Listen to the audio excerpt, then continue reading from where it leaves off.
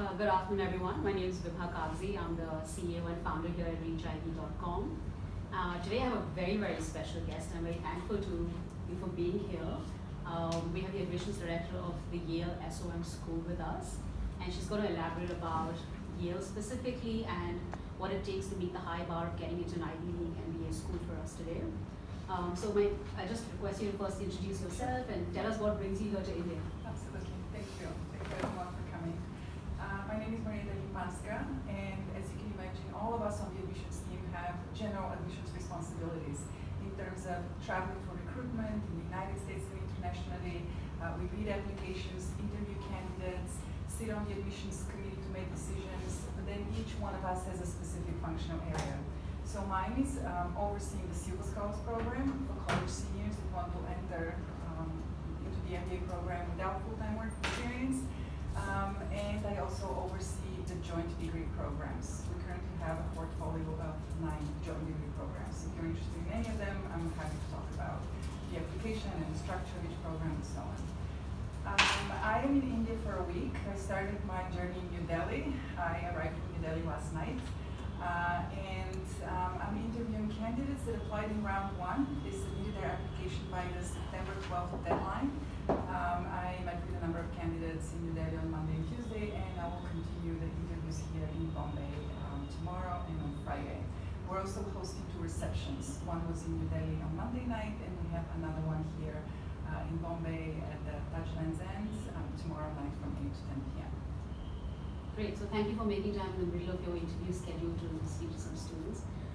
So I want to understand first, just warming up into talking about Yale, what makes it unique, what's the typical structure of your program, if you could just run us through some of the basic details. Absolutely. So we always start every conversation about the Yale School of Management with the mission of the school and the reason why the school was established, okay? So the first point I want to make is that the school was not established as a business school, but as a school of private and public management, okay? With the mission to educate leaders for business and society. So this kind of idea of shaping the next generation of leaders for both sectors, private and public, leaders that of course are interested in having a successful career in business, but they're also thinking about how to make a positive impact on society is very much in the DNA of the school. And the mission is very much well known and alive today, and it's what motivates our community and what sets the strategic tone for where the school is going in the future. To your second point about the structure of the program, we actually offer a number of different programs. I mentioned the Silver Scholars program, the joint degree programs. Those are folded into the full-time MBA program, which is a 2-year program on campus, so in residence. The first year of the program is the core curriculum, so it's very, very structured. The incoming class is rather small if you compare us to any of our peers. The class is about 340 to 345 students. They're divided into 5 cohorts, and you complete the core curriculum with your cohort of about 80 students or so, okay? And classes are Monday through Thursday. Friday is set aside for professional development day. This is when the Career Development Office organizes a lot of the events, invites companies to recruit formally or informally, and a lot of events are happening on campus. The second year of the program is all electives. I think every business school, every professional school will tell you that you have access to the home institution, and it's true, but I think we're the only ones that can say we give you completely unlimited and unrestricted access to Yale University. You can take as many courses anywhere at Yale, okay? All for credit. So all for credit, absolutely. So essentially in the second year, you design your own curriculum. Of course, the MBA is a degree in general management, but because of that flexibility, you can develop your own focus or concentration or specialization of sorts, okay? Let's say you're interested in healthcare, you can go to the School of Public Health or the Yale School of Medicine, take as many courses as you wish there. If you're interested in law, you can take as many courses in the law school as you wish. We have many, many students interested in environmental issues, but they're not interested in the same things, right? So we don't think that there's a point in developing an environmental track.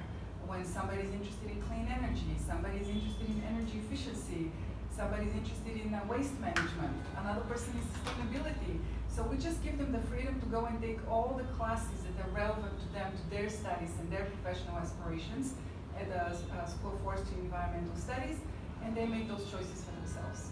So everyone does the core the first year. Correct. And then the second year you have complete flexibility. Correct. On what courses you take and where. Correct. And that doesn't mean that you cannot take classes, electives in the first year. It's just that the core is very rigorous. You're still getting your bearings on campus. You want to have, social life and time to do your homework and engage with your classmates and get to know the clubs. So it's not encouraged, but it is possible if this is what you wish to do. Okay. And you said there's no cap on the number of classes within a certain Correct. school. So I could literally take second year all classes in law school. Yes. Technically, you can take all of your classes in the second year outside of the Yale School of Management. I don't think that anyone does that. Students usually do a combination, right? But 74% of our students take at least one class outside of SOM. Okay, terrific. So as you know, a lot of people are here trying to figure out the right schools, and because the admissions process is so rigorous, they're not applying to 15 schools or 20 schools. It's not advisable either. As they think about Yale, and we talk a lot about fit, cultural fit, and institutional fit. What do you think is the right sort of SOM student? What do you think would make the right fit so people know whether or not it's the right school? Yeah, absolutely. So first of all, I want to say that we have never been the type of school that looks for a particular type of student or a particular profile. In fact, what has been historically considered a non-traditional business school student has been very much at home with us. So we have always embraced diversity, not only in terms of the underrepresented groups, but also academic, professional, experiential, geographic diversity. If you look at sort of the academic backgrounds of our students, if you look at their professional backgrounds, professional aspirations, there truly is a huge diversity. So I always say that the most important thing that you should try to convey through your application is who you really are as a person, as a professional. Let the committee get to know you. This is what's going to make for a very authentic, genuine, and strong application. One of the biggest mistakes that I see candidates make is when they try to project something that they think we're looking for. And it really doesn't come across well. And it doesn't strike the right tone with the committee, and it's really a huge disservice to the candidates. Okay, so you're saying you're open to that diversity, and you want the students to stay authentic. Yes. To who they are. Yes. Okay.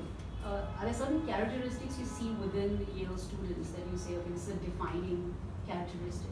Yeah, so I spoke about the mission of the school to educate leaders for business and society. So we are looking obviously for socially minded individuals that have expressed that through their work, through their extracurricular activities, through community and volunteer engagements, and also have that on their minds as they're thinking about their career. Okay.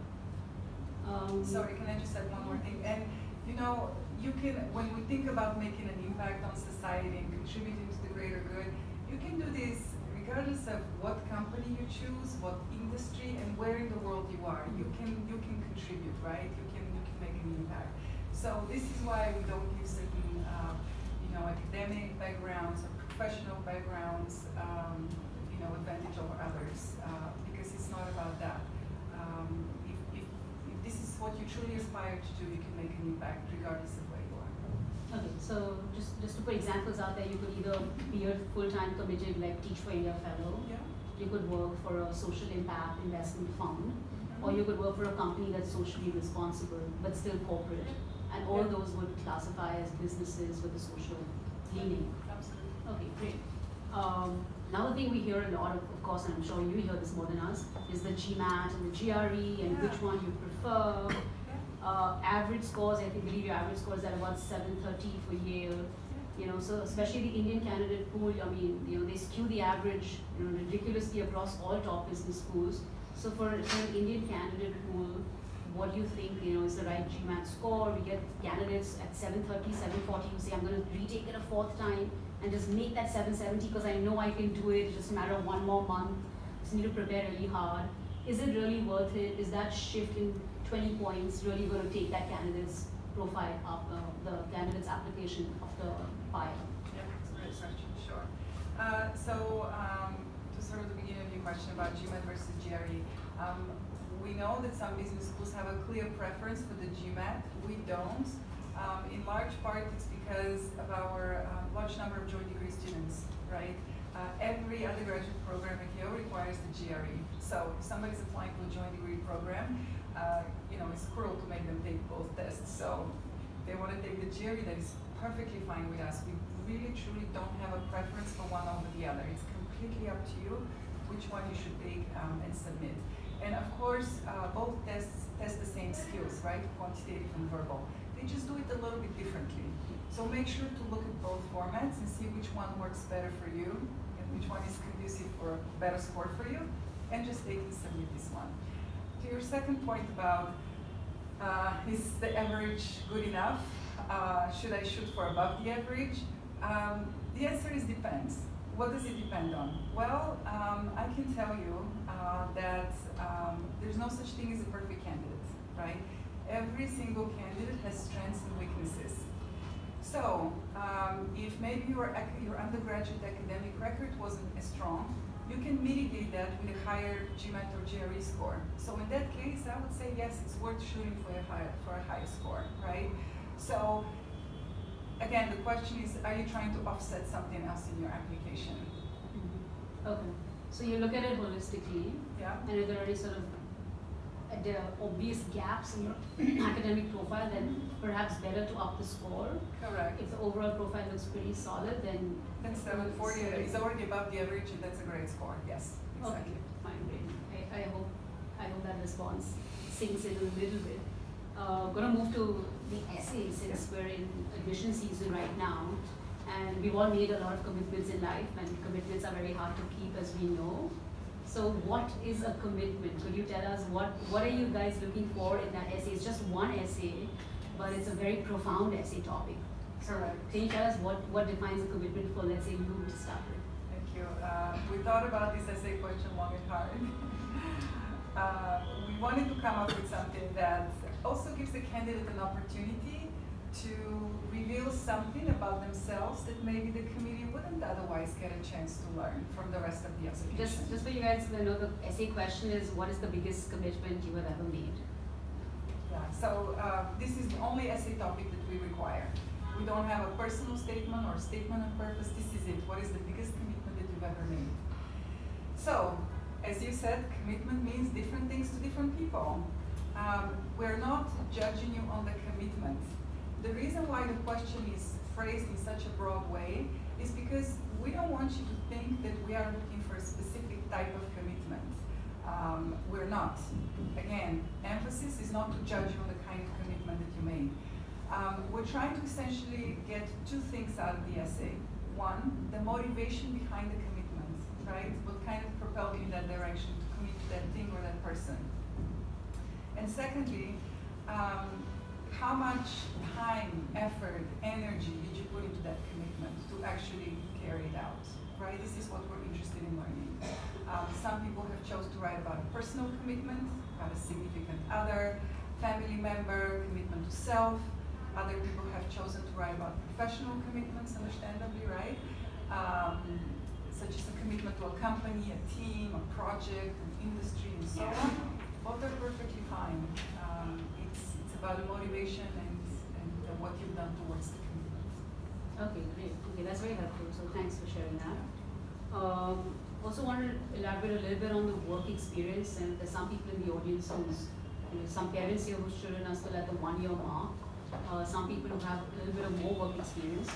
And I know the average you have is at about 5 years. Correct. So what is the right work experience for students, and how do you as an admissions committee gauge whether 3 is enough or whether you're looking for 5 or 6? Or how do you sort of decipher the age and the work experience appropriateness?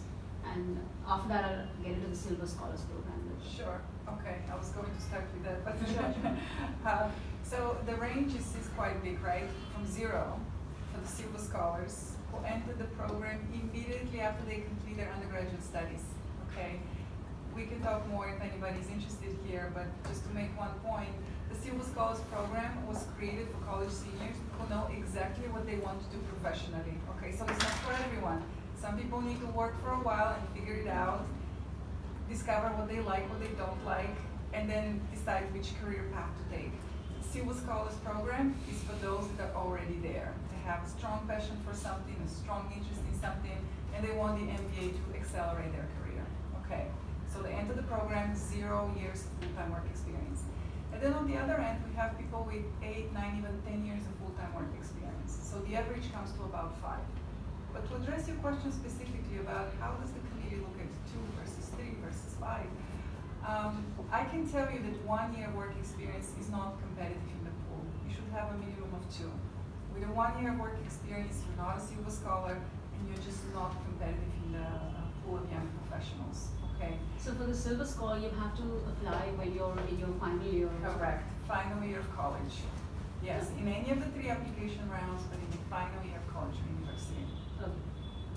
So the 1 year mark, you're neither here nor there. Exactly. That's exactly right.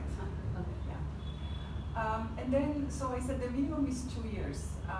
What does that mean? 2 years? Is it enough? Well, some people have done pretty amazing things in 2 years.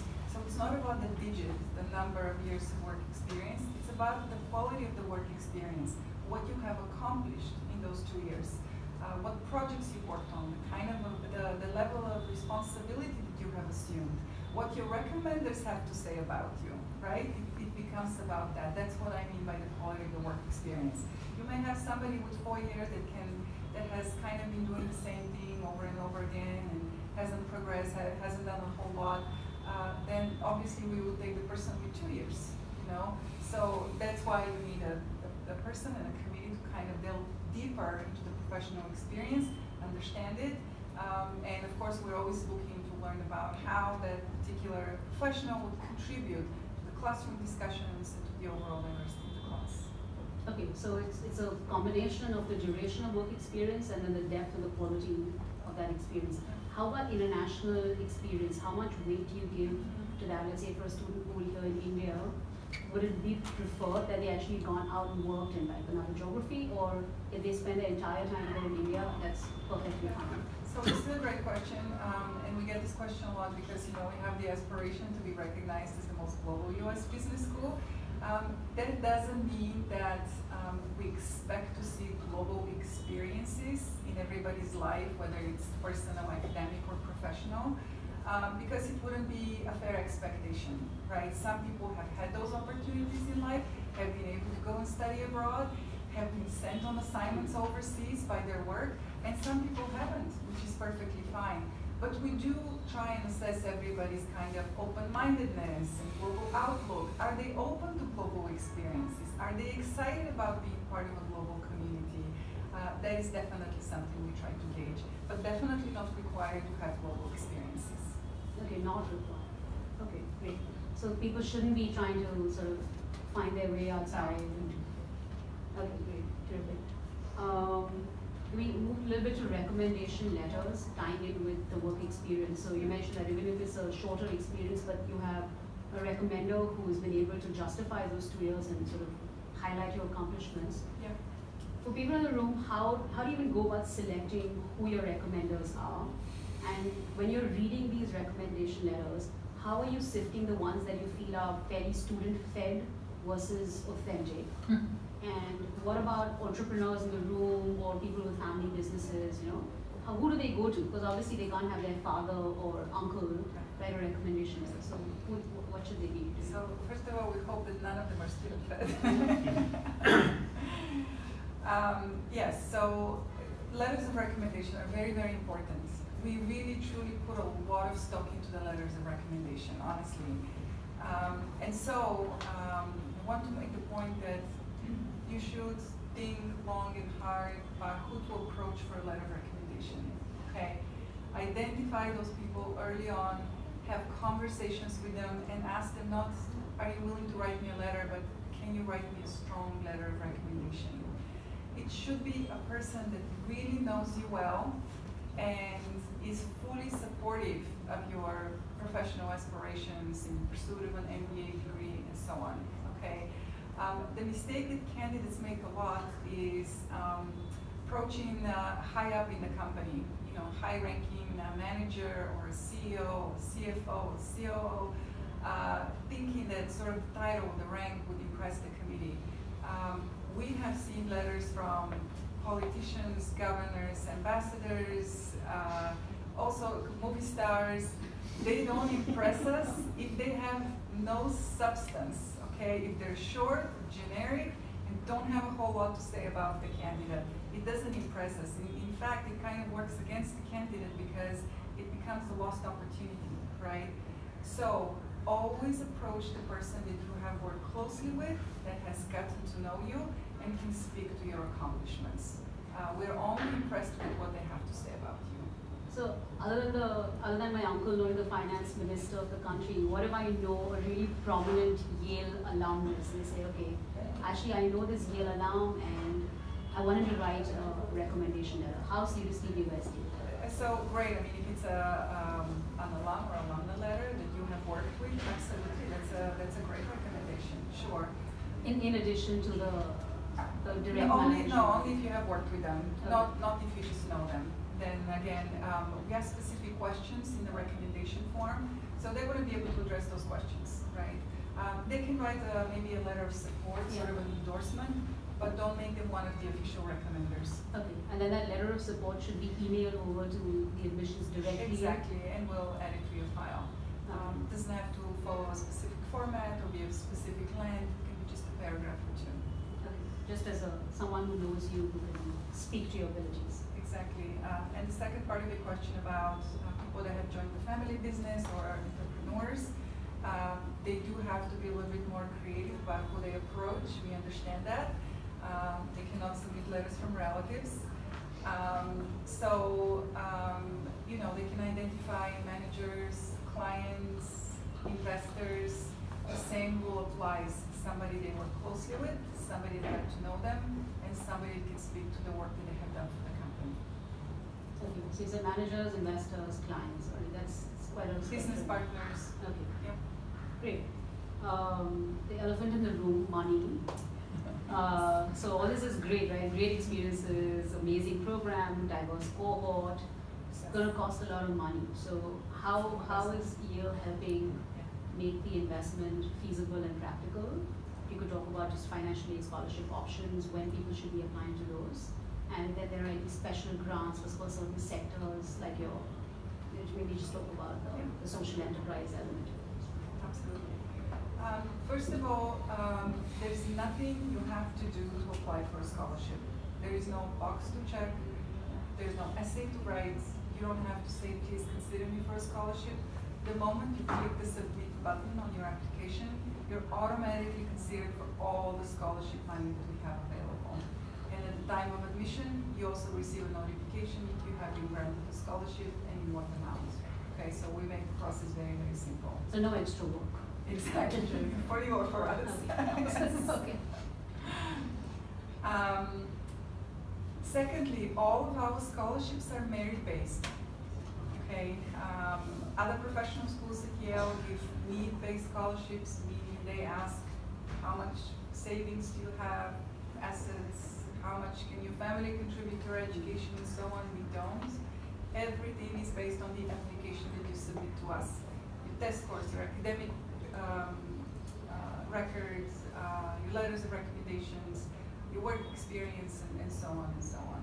Okay, everything matters. This is how the decision is made. So you won't look at the financial situation at all? We wouldn't even know about it because we don't ask. You don't ask them. Okay. We actually ask one question about income. What is your current income? But the reason we ask is because we have a three-tier structure for the application fee based on your income. We understand that incomes vary across geographies and industries around the world.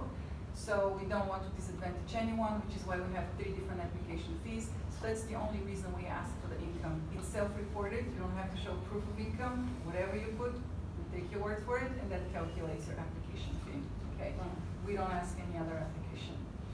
Any other. So just say you guys know a lot of other top schools will ask you to submit like last 3 years of IT returns, and then they'll actually go through it and then they'll gauge how much money you made in the last few years. And I mean, I worked at a hedge fund before I went to business school, so they looked at my returns and they were like, sorry, no grant for you. But had I been smart enough to apply to Yale, I probably might have got an additional financial aid because it's merit-based as opposed to need-based. So I hope that distinction made. Yeah, absolutely. And I know you guys help certain sectors, right, the social enterprise sector. So if you could talk about the loan forgiveness. Yeah, right. So you can take loans through us. We work with 2 providers. And the same rules apply to US and international students, meaning that there isn't an additional burden on the international students in terms of having a co-signer or guarantor or a sponsor. There's no such thing. We are that for you. Okay. So you can take on a loan for students that go into the public sector after graduation. So let's say you took the loan to finance part or all of your degree. If upon graduation you enter the public sector, meaning you join a government, an NGO, anywhere in the world, we forgive 100% of your loan. We essentially take over your loan and we pay it off for you.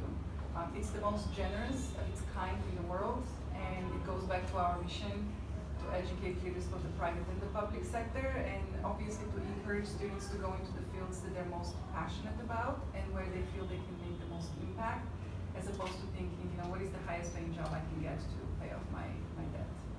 And you had mentioned to me that this is also applicable for the CSR department within a corporate as well. Yes, you can look online. There's a very broad definition of what constitutes the public sector. All the terms are described under loan forgiveness program on our website. Yes. And would public sector also mean all government and government-related jobs? Yeah, government agencies, ministries, NGOs. Yes. Wow. And you could be a founder of your own NGO. Yeah. And that's also then. And maybe elaborate a little bit on the hop-on, hop-off thing for you. Yeah, the program is in place for 10 years after graduation, which means you can go in and out of the program for 10 years after graduation, okay?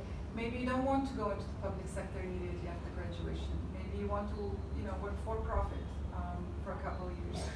But after that, you join the government or the World Bank or the UN. That's when we take over your loan payments and finish paying off the loan for you. Okay.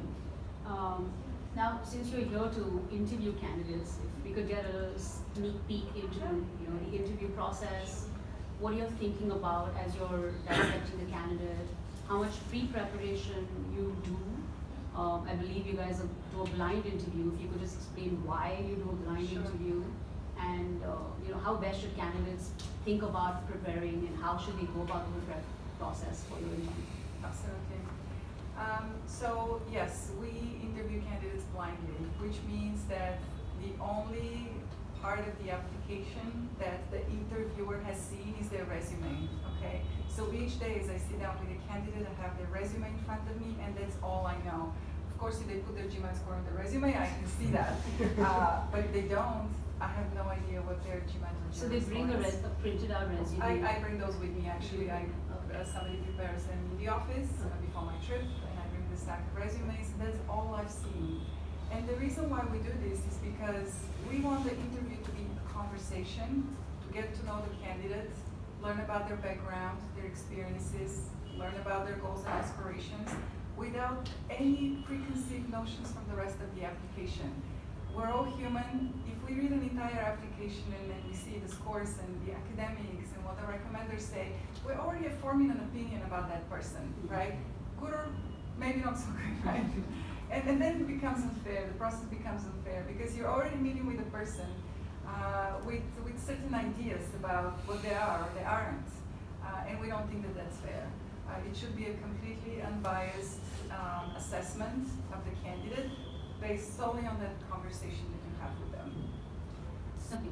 And what are you gauging as you're talking to the student? What are you gauging, and how should they be preparing for the interview? Are you encouraging preparation? Do you want them to run through certain questions before they come in? Do you want them to just, what are you looking for as?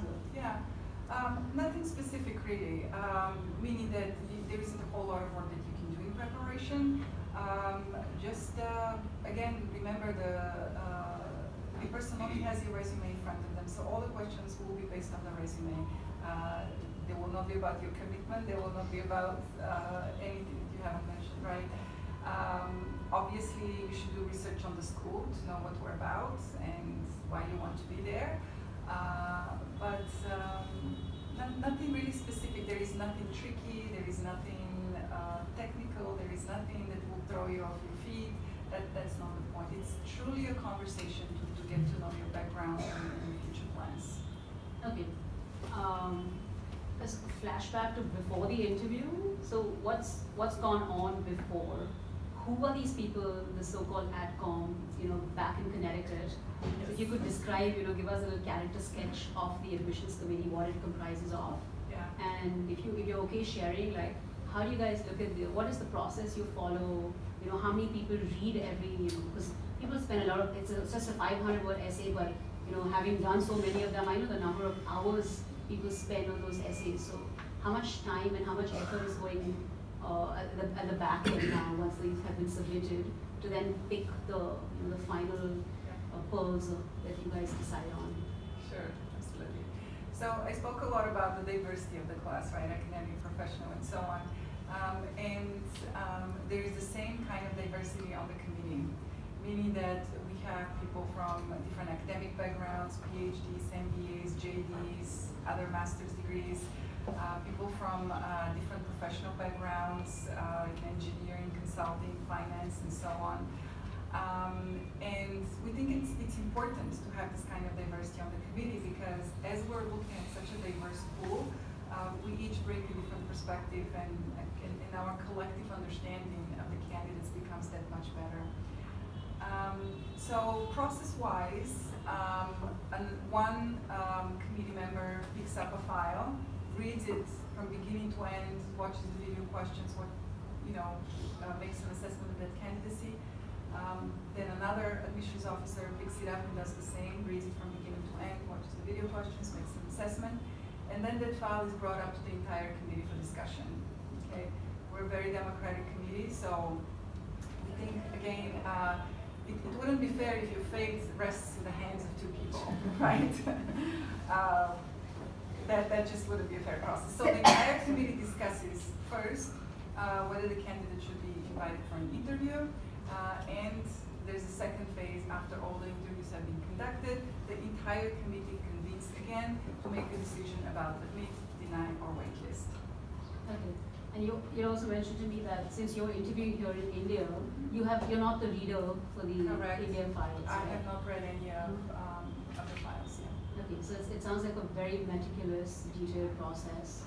Yes, and even if somebody's kind of slated for not going further into the process, somebody will go back again over those files and reassess them just to make sure that we haven't missed anything. We have a very, very thorough process, which is why it takes so long. But again, we think that it's only fair because we understand how much time you put into your application, and we want to reward this effort. Okay, that's great to know because it's great that the school's reciprocating the effort, and you also try to remove any possibility of bias or lack of understanding or expertise by the diverse committee. It's fabulous. A little bit about the round 1, 2, and 3. Because we have people in the room who've been been really sure about round 1, and then they said, oh, I'm not ready yet, so I'm going to push it to round 2. So is there a preference, and what is your advice to students as they think about it? Absolutely. So first of all, I think that is the right call. If you're aiming for round 1 but you're not quite ready, apply in round 2. Don't rush your application. When you click that submit button, you should feel really good about what you're submitting, and you should be absolutely confident that you're putting your best foot forward. Okay. There isn't really a difference between round 2 in terms of your chances of admission statistically, right? Our round 2 is our biggest round, but this is when we also extend the most offers of admission. So statistically, your chances are the same. Round 3 can potentially get more competitive because the release date is set towards the end of May. By that time, most of the class is full. So statistically, it could be a little bit different. But that said, we don't discourage people from applying in round 3. That is the only time that works for some professionals. And people are admitted in round 3 every year. Okay. So what about the ones who are not admitted, right? The ones who are in this gray zone of what we call waitlisted status. So a little bit about like Yale's preference for waitlisting, because I hear a very different range of things from different schools. Yes. So if you could share your specific school's perspective on what students should be doing once they're on the waitlist, and realistically, what are the odds? Is it really going to happen, or should they just say, get on with life and think about the following year? Great. First of all, yes, I just want to second what you just said about every school has a very, very different process. And I know this because I oversee the waitlist at SOM. I've spoken with colleagues across other schools. I have gone to the GMAC conference. They have had panels on this. Everybody does it differently. So I'm very happy to talk about our process, but it's truly only our process. Okay. So first of all, the candidates that are waitlisted at the end of round 1 become part of round 2. Okay. Like some schools kind of put everybody on the waitlist and wait until June to start reviewing the waitlist and start pulling people off the waitlist. We constantly recalibrate waitlisted candidates in each subsequent round. So you're always part of the pool. You're always looked at. We don't forget about you. Okay, so that's the first thing. Secondly, if you find yourself on a waitlist, your first instinct should be to reach out to us. I know there's some trepidation about, the admissions committee is so busy, they have so much to do, they're reading applications, they're traveling, and it's true, but we want to hear from you. If you don't engage with us, we interpret it as a lack of interest. Okay, maybe you've forgotten about it, you've gotten in somewhere else, and you're no longer interested in this. So this is how we look at it. So it's okay to reach out, it's okay to ask for feedback. Ask how you can strengthen your candidacy, if there's anything you can do. Sometimes there's something you can do, sometimes, maybe not, but the admissions officer that gives you the feedback will be very honest and transparent with you, and you can engage in a conversation with them and receive feedback on your application, so don't hesitate to do that. From then on, send us updates. If anything changes in your professional life, if there's new projects, promotions, if you want to submit additional letters of support, it's okay to do that. Again, we want to hear from you. We want you to stay engaged. We interpret that as, staying interested. So don't hesitate to do that. Don't do it every day, obviously, but within reason. Periodically check in with us and stay engaged. So what are the chances? Well, chances are good if, again, you show this kind of interest, if you follow through on the feedback that we provide, then chances are good. If you kind of ignore our advice, then probably results won't change very much. Okay, so one final question before we open up to the audience. I want just general advice from you with your several years of experience being on admissions committees. What would you tell students, as they're navigating this whole MBA process and just thinking about life beyond the MBA as well? Just cumulative sum of all your experiences, if you could just share some wisdom with us. No pressure.